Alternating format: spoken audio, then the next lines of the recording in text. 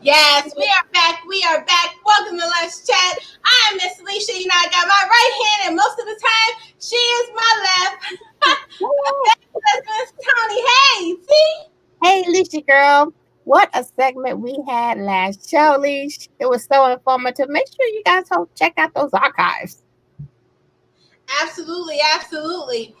We appreciate our archives now because they popping not just on Blog Talk, but on iTunes, iHeartRadio. So we really appreciate you guys supporting us. Our Ebony TV hits. Shout out to those that just watched Let's Chat on Ebony TV. I'm a little bit behind with content. We will have more content very soon. I do the editing. I do, everything. So there will be there's new content coming. Trust me. But we're also going to open up our own platforms to be able to help those that want to start their own podcast. Mm-hmm. And so that information is going to be coming soon. We'll be talking about our own to be able to help others. So that's going to be coming soon. Yeah, probably closer to the end of the year, beginning of the top of the year, part of our 2021 plans. Mm-hmm. Hey, James Rodman, he always be right on time, don't you? Always right on time. You got to check out our last segment, James. It was really informative. So make sure you hit up those archives. Absolutely. We got our next fabulous guest waiting for him to pull on in. The awesome Omar Tyree is going to come and kick it with us and tell us about his new project. Mm-hmm. So this is my dinner. And not because I have to, but for some reason, I just want a banana smoothie. And my son kept telling me, this is why you don't listen to other people. He kept saying, Mom, that's going to be nasty. You don't want that, Mom. That's going to be nasty. Don't do that. Mm-hmm. So I did it anyway because, I don't listen. What you put in it, though, Lish? I put bananas in it. I put two bananas in it. I put some milk in it. I put some strawberry flavored yogurt in it. And I put some a half an orange in it. And some ice. And like 4 little ice cubes. I probably didn't need the ice because I froze the banana. Right. Now, what I would have done, I may not have used 2 whole bananas, but I would have made a banana, some strawberries, and I would have used coconut water. And see, I'm not there yet. Coconut water is nasty. Coconut water is good for you. Yes, but it tastes nasty. No, you know I got this thing about nasty things in my mouth. And coconut water is on the list. That's a whole other show. Listen, coconut water is on the list. It's nasty. But you know what it is? I can smell it, and if I can smell it, then when I taste it, I'm like, mm-mm. You won't smell it. No. And I can taste the bleach in tap water. That's why I don't like tap water, because I can smell and taste the bleach in it. For all of y'all that don't act surprised, y'all know they put bleach in water. But I can taste it. That's why I don't like tap water. You should have put some spinach or kale. You would have made it nice and healthy. I got some spinach, but you know what? I like my sauteed spinach with some rice. No, so I ain't want to waste it. I ain't want to waste it. No, ma'am, I ain't want to waste it on that. But I do want to try peanut butter. I don't know about that. People be having peanut butter in their smoothies. Y'all don't know. Jay, you know about the peanut butter in the smoothies? Huh? A spoonful. Weigh in, Jay. Yeah. What you think, James? He's pretty healthy. I see what he be posting. Give Lissha some tips on the good. Right. I want to put peanut butter in it. I don't know how that's gonna go. I love peanut butter with apples, but I don't know about bananas. But Elvis Presley used to like banana and peanut butter sandwiches, so it's got to be good somewhere. Well, maybe not 2 whole bananas. I don't eat bananas, but I love bananas in a smoothie. You don't eat bananas, T? I don't need a. You mean every time you come, I'm buying them bananas for nothing? Nada. You still have the same amount of bananas when I eat banana. That's when I came. Unless we making some banana pudding. And I'll take care of them bananas. Well, nah, I know. When you come, don't just buy bananas, but I can make some banana pudding. I'll make you some banana pudding when you come. You gotta have the cookies to go with it. You know I'm on a diet. Hey, Anita. Yes, I'll have the cookies inside of it. Woo!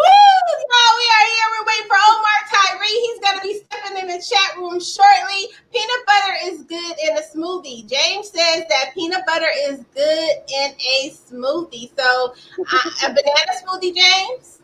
Or a particular kind of smoothie? You got to be specific. We don't like nasty food. See, Leisha's good smoothie is different from my good smoothie. My smoothie consists of spinach or kale, a half a banana, coconut water that way you can't taste, pineapple, and maybe some grapes, green grapes. Pineapples and bananas? I have to have pineapple with everything. I love pineapple. I'm going to try it. I'll substitute the strawberries for a strawberry yogurt. And then I use the strawberry yogurt. Now I don't eat Greek yogurt. Greek yogurt is nasty. Don't send me no inboxes, y'all healthy people. I don't eat Greek yogurt. It's nasty. Now Greek salad is good. Yes, Greek salad is good. Mm-hmm. Banana milkshakes are good. Yep, they are. They are, James. So y'all, we was talking about it. Y'all know that we like to talk a little bit about things that are going on in the news. And Trump got some things going on with these taxes now. We was talking about that. James, did you hear about the investigation is going beyond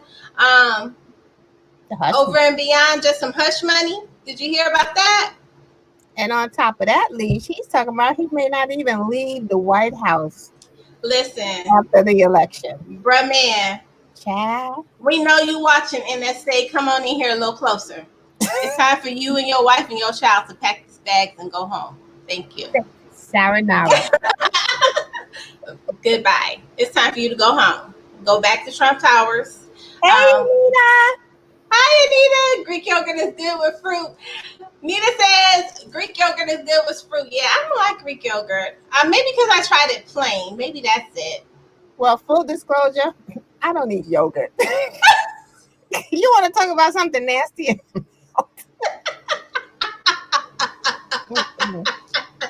Ain't happening. Oh, my goodness. Hey, Anita. Y'all listen, Anita was just on our show on last week. Make sure y'all check out our archives at our on our iTunes. Yes. Not our iTunes, y'all. I'm so sleepy, y'all can't tell. And I'm even sleeping because I didn't catch it. Listen, I'm so sleepy. She said she don't eat it. She don't like it plain either. Me either. I do. Listen, I don't like nasty things in my mouth. I don't care what it is. I don't eat just yogurt. I will not. Because the texture. Well, we got a great show. We got the fabulous Omar Tyree. Y'all know I call him the hardest working man in literature because y'all, he's just the hardest working man, period, because this brother know how to brand himself together. He's done music. He's done books. He's done movies. And so for him to be one of the pioneers of literature, James Baldwin's birthday was on yesterday, but for him to be one of the pioneers for street literature, I'm excited to have him around. I'm excited to have him as a contact just in my Rolodex. We got the fabulous Omar Tyree. Hey, Mr. Tyree. Yeah, let me get in some better light in here. I had to move my location. Yeah, all right. You gotta come into the light, Omar. Come into the light. Yeah. Hey. Hey, Mr. Tyree. How you doing? How are you? Trying to get this thing right. There we go. Now we got it on me. Good. All right, now we good. What you been? Yeah, how you guys? What you been cooking in your creative kitchen? We are good. Yeah. You gotta let us know what you've been cooking in your creative kitchen. I know you've been over there cooking up some stuff. Well, we had food last night. Right now, it's like nothing out there because I got to pull it out to eat. So there's nothing in the kitchen now. Not regular food, creative food, projects. What you been cooking? Oh, okay. Well, I got a movie that I just finished called Monologues that's out on OmarTyreeFilms.com, and we're loading it up on Amazon Prime. So I'm going to start a relationship with those guys and their streaming service. And then I also have a music project that I just started with the first single, The Front Line, that's out and selling already. And we have a video, The Front Line, Omar Tyree, that just came out on Friday. So that just went live. So we're trying to build up our subscribers and then continue doing the music and the film thing. I want to be like the new wave Quincy Jones for this new generation. So that's what I'm working Absolutely. on.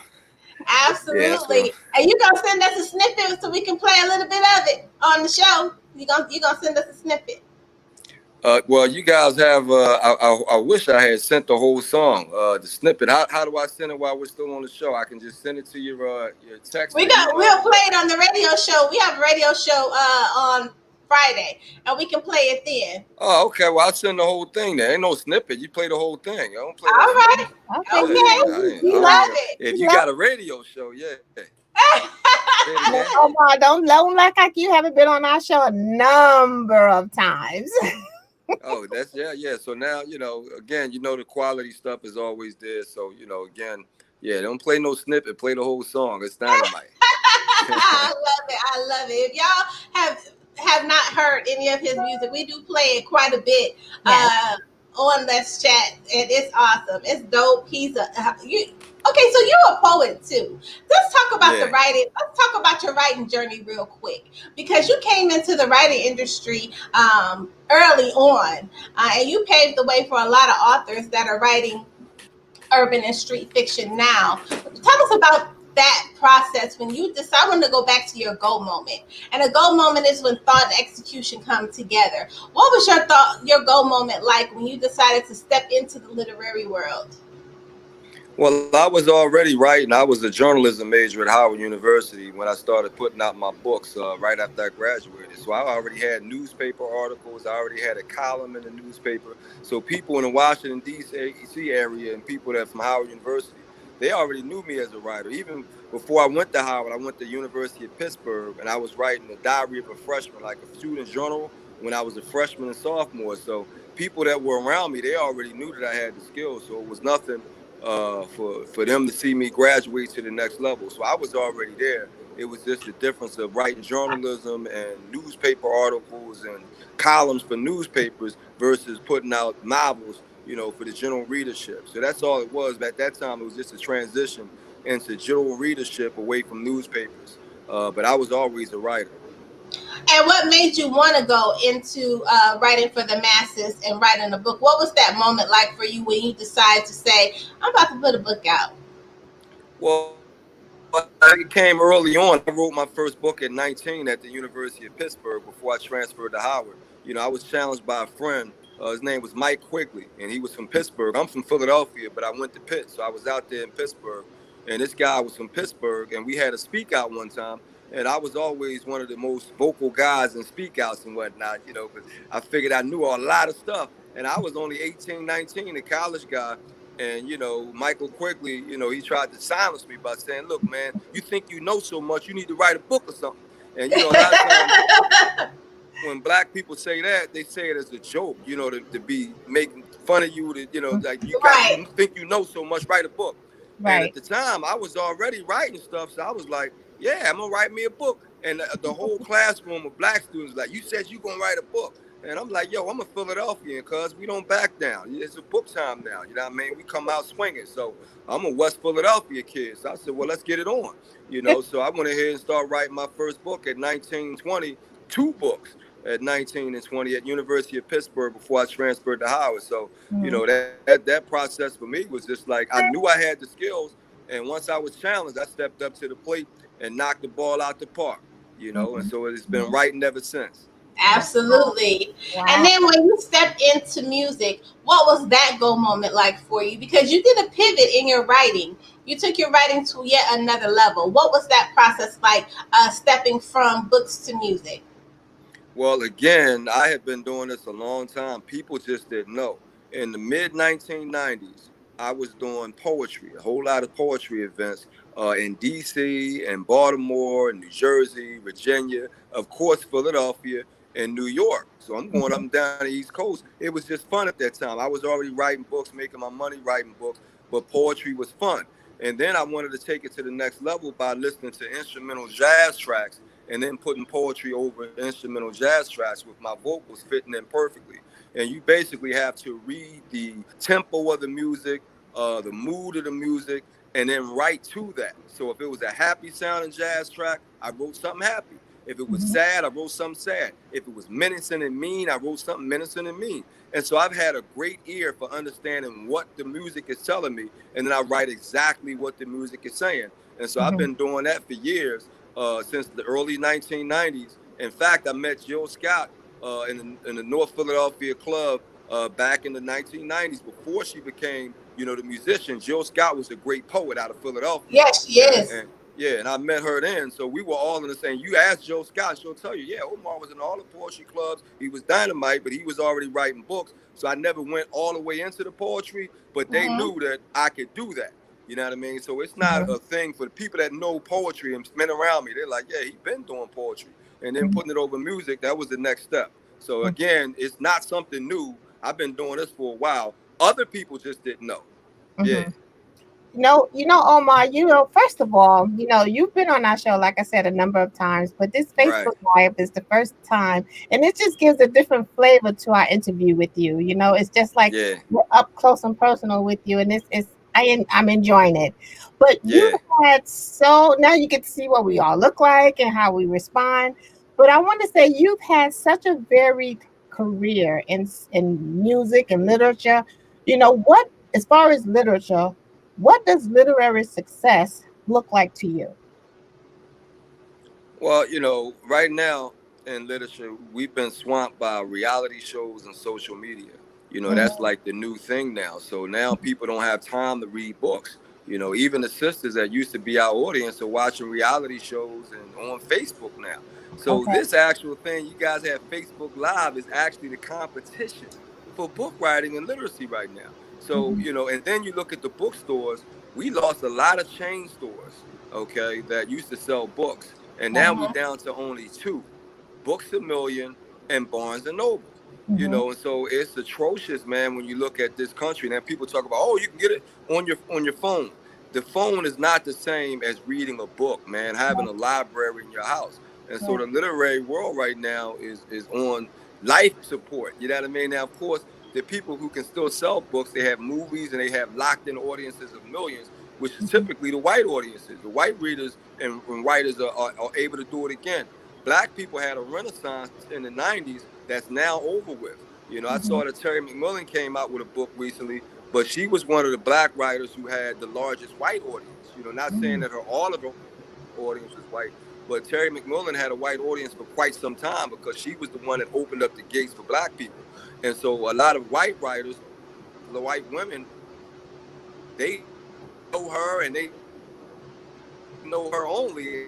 And so she still can come out and get that stuff as can't. So, the literacy world right now is in trouble. That's why I'm moving over to film and music. And then when they read where I came from, maybe I can get some of them film and music people to read some of the books. But right now I can't keep wasting time with all the stories I want to tell by trying to force feed a book when they're not, engaged in books right now. So I have to make a transition. Otherwise, all my great storytelling, will fall on deaf ears. Absolutely. And I'm glad that you spoke on that, the state of Black literature, Black publishing. If you had to think of ways to revive it back to Renaissance or pivot it, everybody talks about a business pivot, especially now. What changes do you think would need to be made for it to pivot and be revived? Without films, that bigger vehicle that's physical that you can see, and I don't see it without films. The films have to help us out. I've been saying this for years because people want to see it now. You know what I mean? They audio visual. These new kids, they got to see it. Then they can go back to the book and say, okay, let me see what I missed that they couldn't put in the book. Because we always want to tell them, of course, I can do more with the book than I can with the film because we have time constraints with the film. Okay. And then sometimes we have money constraints because some of the stuff we write about in the book would be really expensive to do in films, particularly as Black people. So again, without films, I don't see a renaissance in books, man. I hate to say that, but we need films that bad to do our books so people can see what we've been writing for all these years. That is really needed. And that's why it's so urgent for me to move into that space. because a whole lot of black directors and black producers are not taking our content to that film level. So I have to Yeah. do it. And once I do it, I can grab other people's books and do the same with theirs, because you have to have somebody that's serious about it in a lead position. And so that's why, Oh I man, had to he go was ahead and on roll up point. my Okay. sleeves and do that, because it's been too long. Yeah, it's Mhm. been too long for us not having X amount of books, transcribed or adapted into film.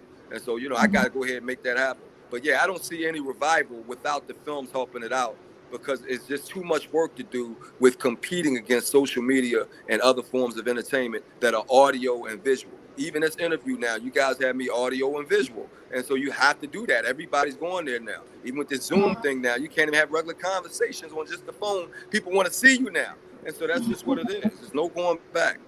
Mhm. But what do you feel, Omar, is so expensive as far as we are concerned? What do you feel is so expensive that a movie can't put forth for their audience that a book can? I didn't understand what you meant by that.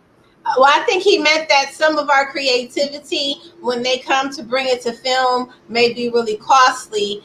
Normally, they got smaller budgets, and so we would have to minimize a lot of the things that we want to do in movies. Is that about right, Mr. Tyree?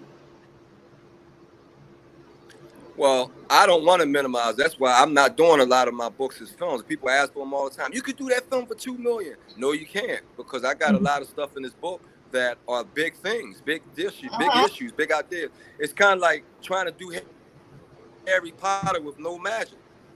You can't. The whole book is about magic. You know what I mean? Yeah. Yeah. All kind of creatures and stuff. You have to do that. So when you have a black book that's dealing with a certain city, or dealing with a certain time period, or dealing with cars and airplanes and stuff, you have to have it in the film. Otherwise, they're like, okay, what is this? And then you downsize it, and it becomes a less of a movie. Yeah, everybody knows the big movies have a lot of big stuff in it. So if you Uh-huh. downsize, you know what I mean? How much are you downsizing? And so, yeah, that's the problem that we have. Nobody talks about downsizing white books. They pony up the money to make it happen the way it was in the book. We got to do the That's same right. thing with black books. And that's the disrespect that we have, again, as black artists, as black people, where we always have to downsize something. I'm not trying to downsize my books. I think they're important enough to shoot them correctly and get them right. And that's why I have to go ahead and pony up the money to do them right. And so, that downsizing stuff, I don't agree with it. But I do understand that that's a process that other authors have done. I'm not going to do it. That's why I'm jumping in here to create the capital that I need to do these books correctly as adapted screenplays and films. I love it. I love it. I love it. And if you could drop jewels on each of those industries that you have touched on, what jewels would you drop for those new authors, those new filmmakers, those new recording artists that want to step out into their creativity and bring it to the masses? Originality is very important to me. Right now, if we look at music, you got the copycat syndrome going on with young people. And their whole philosophy is, because I talk to a lot of young people who are in music, their whole philosophy is, I have to do something that people already know so I can sell it. If I do something brand new and they don't know it, and they don't, gravitate toward me, I can lose my whole career. And so these kids are not taking chances. They are not doing it. They see what the audience is following, and that's what they give the audience. And that's why we have so many artists that sound exactly the same. And we're sitting here as adults trying to figure out who's who. Like, look, they all got the same sound. They all do the same stuff, because these kids has figured out, if I don't do the same stuff, I won't make any money. And so it's all about money and their audience for them. So they dictate everything they do by what the audience wants, and they give the audience exactly what the audience seems to want. That throws originality out the window, versatility out the window. I've always tried to be original in what I do, the first one, the only one. These kids are doing it the opposite. They trying to be another that does the same thing so they can make money off of the programming. And that's a key word, the programming that our people are going through right now. Our kids are 1,000% down with the program, where they jump right in the same boat that every other kid is in. And so I would say right now, man, for all of us, originality is key. Please do something original and have the courage to push that forward instead of copycatting all the time. So a lot of times, even with the filmmakers, every filmmaker want to do some hood story. And I'm like, yo, dude, we got other things going on with black people outside of the hood story all the time. But that's Yeah. the first thing they come to. Drug dealer this, gangster girl this. I'm like, come on, man, stop it. We got other things going on in our community. But Right. again, it's the copycat syndrome. That's what they know, and that's what they want to present. And so I'm going to tell them, dude, old school style. Be you, be original. Stop catering to what you think people want and give them what you want to give them. And these kids are not doing that today. Absolutely. Mm-hmm. Now, I want to ask you a question because I remember we talked about this maybe a couple of years ago. A cartoon. Have you ever thought about just creating a cartoon that would be geared towards kids? Okay, ask that question again. I missed it. Go ahead. We talked about this a couple of years ago. Right, we got talked that. about cartoons. Have you ever thought about stepping into that creativity and tapping Uptunes. into that? Cartoons. Say it again. Uptunes. No, cartoons. You know what the kids Oh, watch? cartoons. All right. Animation. Animation. Yeah. Yes. Yeah. So the question is, what do we do with cartoons now? Say that again. No, have you thought about stepping into that realm of creativity, creating something for the smaller kids? Yeah, I had a whole lot of stuff. I had a idea called the Bright Planet, and then I had some. They have this series in Japan called Mango books or something. I forget the name of it. And so I had all that stuff set up, but again, you have to find the budget to do that. You have to find the people who are willing to illustrate the stuff. And Americans, we just don't have that work ethic like the Japanese do with the manga books. That's what it's called, manga books. And then even comic books, trying to get the artists to do it at a price that's in your range, you know what I mean? And then make them do it sharp enough. And so I still have those ideas, but it's very expensive to do. And if you don't have an audience ready to buy when you finish it, you can be thousands of dollars in the tank. You know what I mean? So it's not as easy as you think it is. And then you assume that black parents are going to buy these books. Don't assume that. A lot of black parents want their kids to borrow the book from the library at the school. They're not buying the stuff. And I've been through that because I put out a children's book called 12 Brown Boys that you can still get from Omar Tyree. It was built for the 3rd to 5th grade readers. And trust me, this book was $5.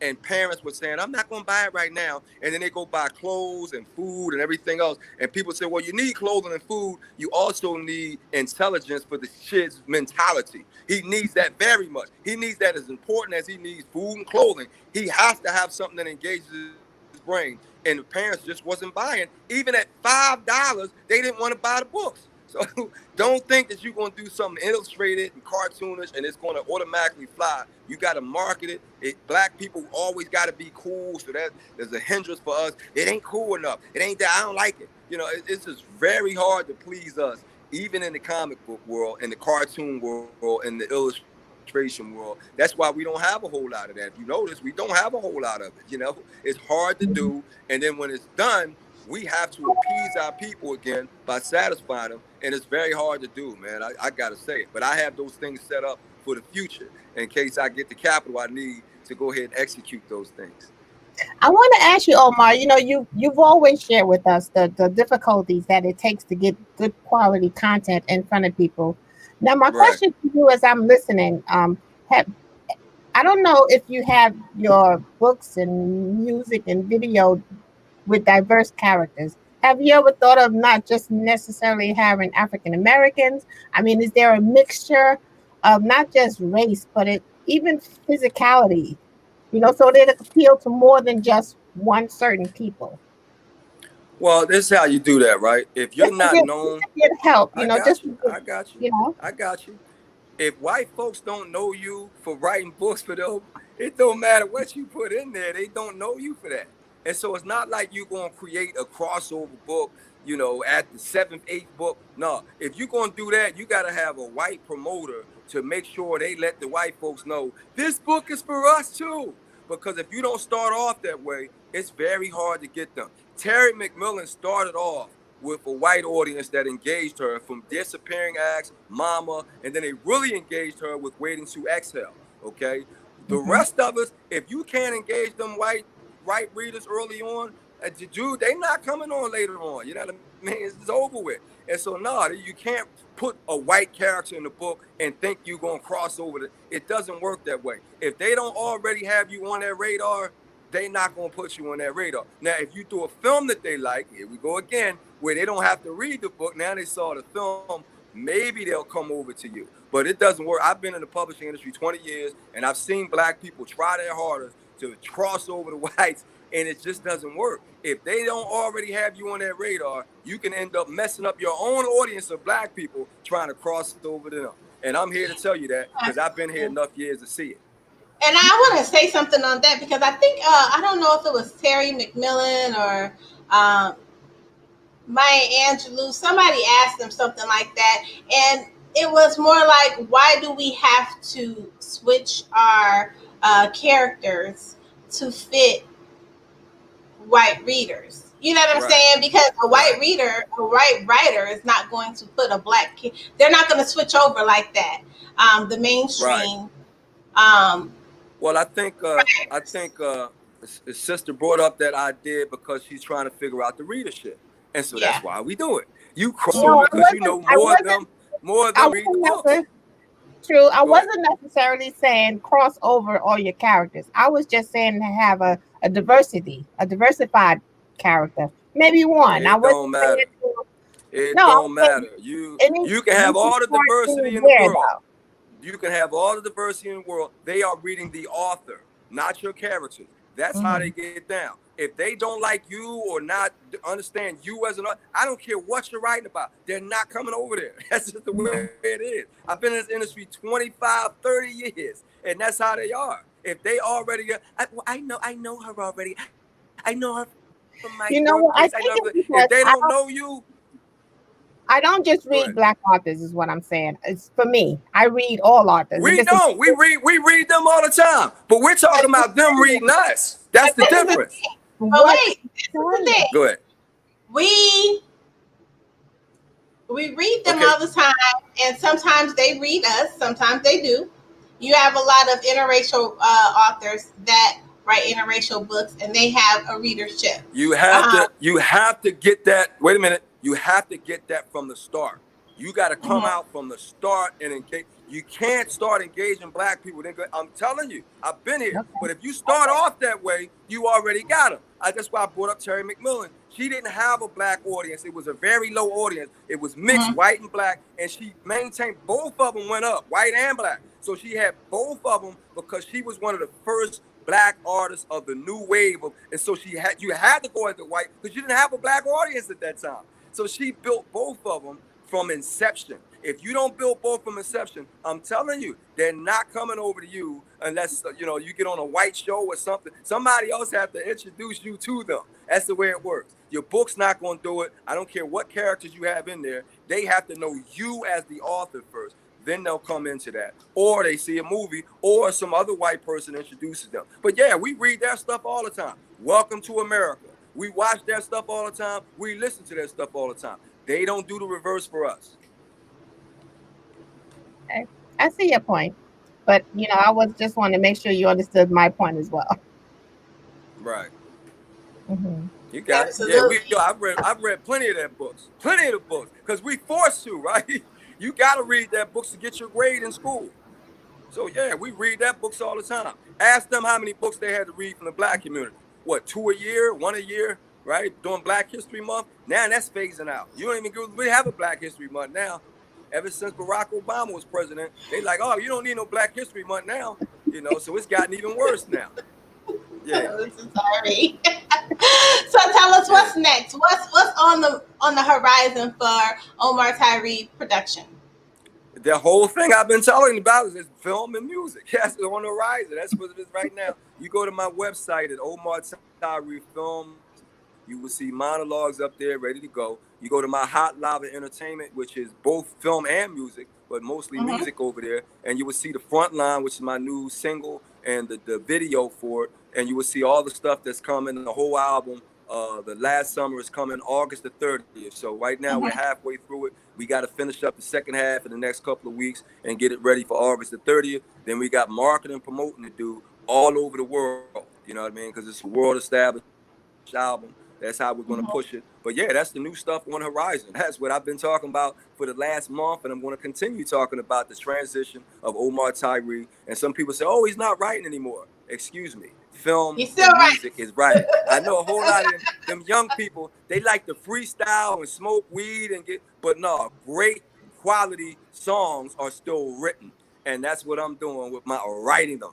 Okay, and if you already know, screenplays are written. You ain't winging it for 2 hours. The screenplays are written. So I'm still a writer. I'm still writing. I'm just not writing in the books because people are not gravitating to books anymore. And therefore, I would lose my voice if I continue to use a vehicle that's no longer being supported. I understand. So you're going in reverse. You're going to draw them in while they're visual and then take them back to the books. If that works, but you got to do something. So they got to know you for something, because these kids now, they don't know me. Their parents know me, their older sisters and uncles and stuff know me. So you have to reintroduce yourself. Then when they bring up my name, the Omar Tyree guy directing and doing a movie. Omar Tyree, the book writer? I didn't know he wrote books. Now you got it going back and forth, because now the adults will say, look at this bookshelf, and maybe you get them to read. You know what I mean? So yeah, it can go backwards that way.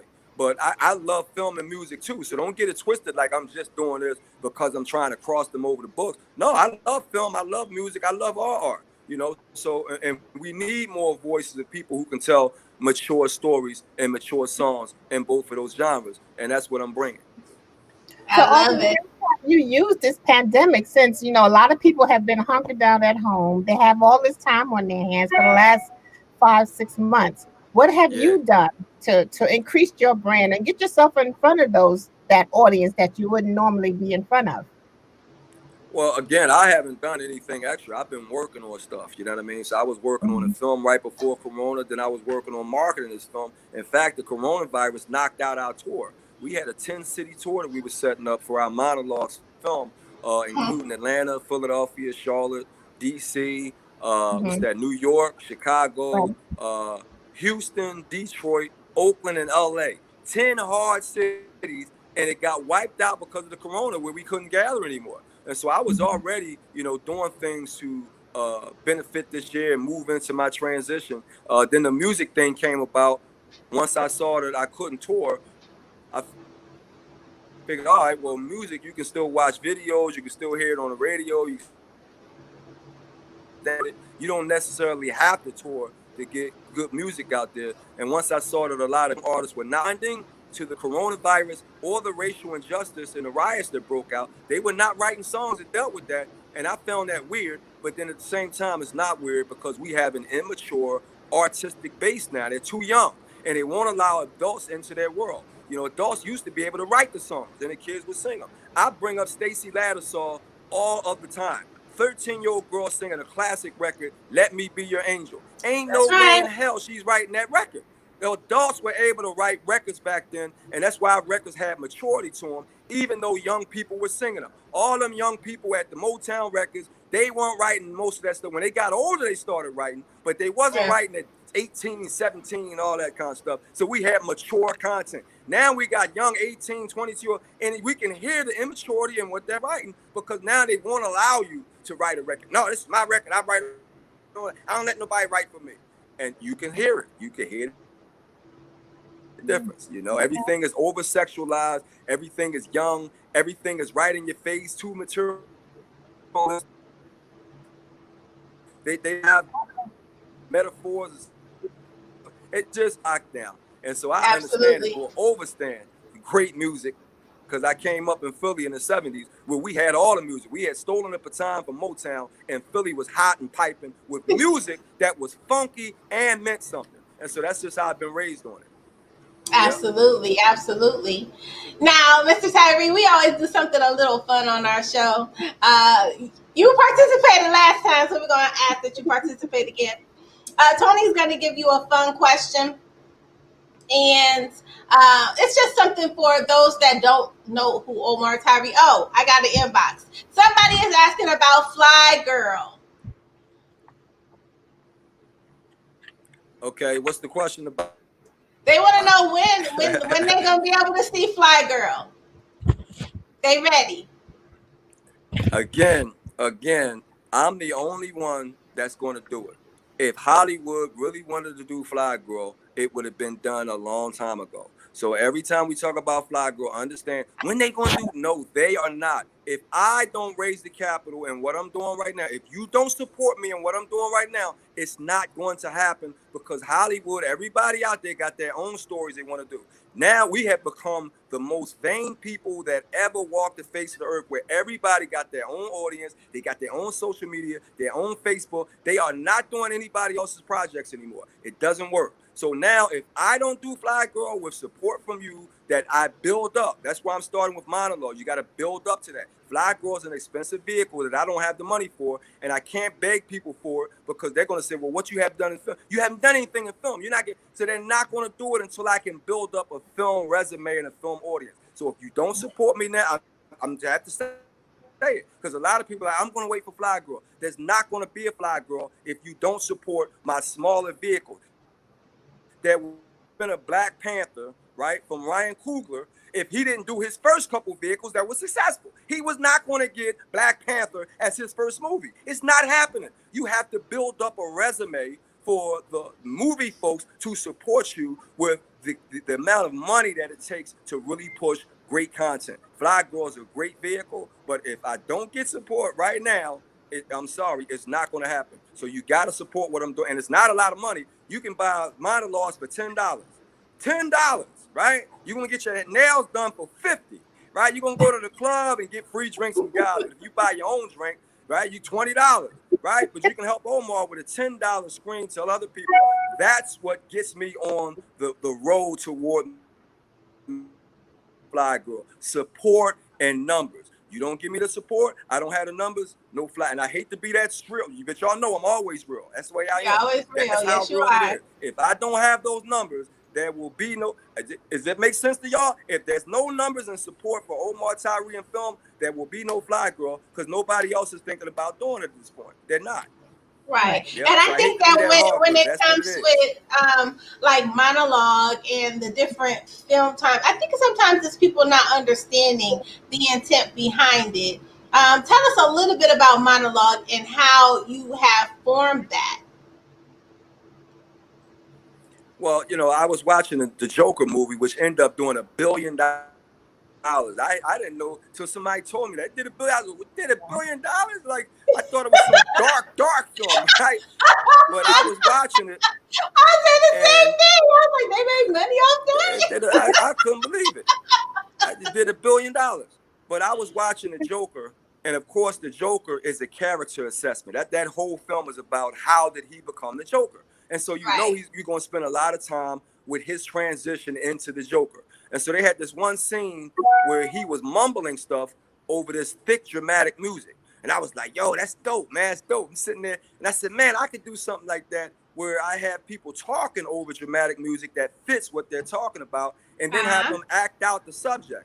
And so I came up with monologues, 5-minute monologues on different subjects, including domestic abuse, mental health, murder, Black beauty, white power, love and happiness, dance, fashion. I do Genius myself talking about that topic, you know, so money and wealth, all these 14 different topics that people spoke about on a monologue, right? And then we put music behind it that fits, then we had them act it out. So we can tell 14 different stories on subject from people who are living through those subjects. And so that's what we did with monologues. I can afford to do that. Now you can see me tell a story through film and the audio. You have to support it, whether you understand it or not, because again, with it becoming the first film from Omar and Hot Lava Entertainment, I have to build that momentum, that, you know, upstairs. Now the next film is going to be more expensive, more detailed. The next film, so I got a very detailed game plan to get to the Fly Girl in maybe a year or two. But you have to support what I'm doing. That is monologues. You can read about it when you go online. You can read about it at my website, and it'll tell you all about the setup for it. You always have a summary for what you're doing. So that's how monologues came about. But it was affordable. It was affordable, and that's the key word, affordable, so you can get in and start, you know, your resume as a filmmaker. I love it. I love it. I love it. We so appreciate you, Mr. Yeah. Tyree. You always come in, you keep it real with us, you keep it raw with us, but you educate us at the same time. You know, I hope all of you Thank you. authors out there, all of you did y'all take some notes because he did drop jewels on a path. He has created a shell for a blueprint that we need Right. to follow to be able to bring and revive Black literature, Black publishing, and I'm Yeah. glad that you're able to guide us through and be a pioneer as you have always been. Mhm. Right. Thank you. Thank you. Yeah. But we need support. Just like we had support to build that renaissance in the 90s, we had a lot of support. You have to have it. And so if the Mhm. people are distracted and they don't want to support you, I don't know how it's going to happen because everybody knows how much they're into analytics now. Those numbers, boy, they are crazy about those numbers. And if you don't have them, they're not trying to get behind you. And so I got my work cut out for me to become sexy enough to create the numbers. And that's what you got to do. So I got to become sexy enough to create the numbers because I'm not going to start doing ridiculous stuff. I'm not doing that. So I got to figure out another way. Yeah. I love it. I love it. We appreciate you, Mr. Tyree. We thank you for coming to kick it with us Thank in you. the chat room. You know you are welcome anytime. Just hit me up. You know I'll make it happen for you. Thanks Thank for you. You sure joining us. enough got me on the day. So let's support Omar Tyree, OmarTyreeFilms.com, and then HotLavaEntertainment.com. Those two websites. You can find me on all the social media. Just spell my name, OmarTyree. I'm on Facebook, Instagram, Twitter, SoundCloud, YouTube, all of that. And so, yeah, the Mhm. transition to film and music has started, and it won't stop until my body drops. Right on. Thank Thank you, you Mr. so Tyree. Yeah. much. Have a good night. I love him. Yeah, he's so cool. He really is. Hey, He give babe. it to you really raw. He don't sugarcoat nothing. But Mhm. he is super cool, super creative, and he doesn't mind being able to help other people to understand where they need to go and how they need to get there. We appreciate you coming to kick it with us today in the chat room. We will see y'all on Thursday. Have a great rest of your week. Leash, we got to go back to real work now. Now listen. It's so much stuff I got going on. Y'all just don't know. But I want to be able to grow. Let's chat and grow the different things that we have going on. So, y'all keep Mhm. your eyes peeled. We got a few things going. We'll see y'all on Thursday. Good night.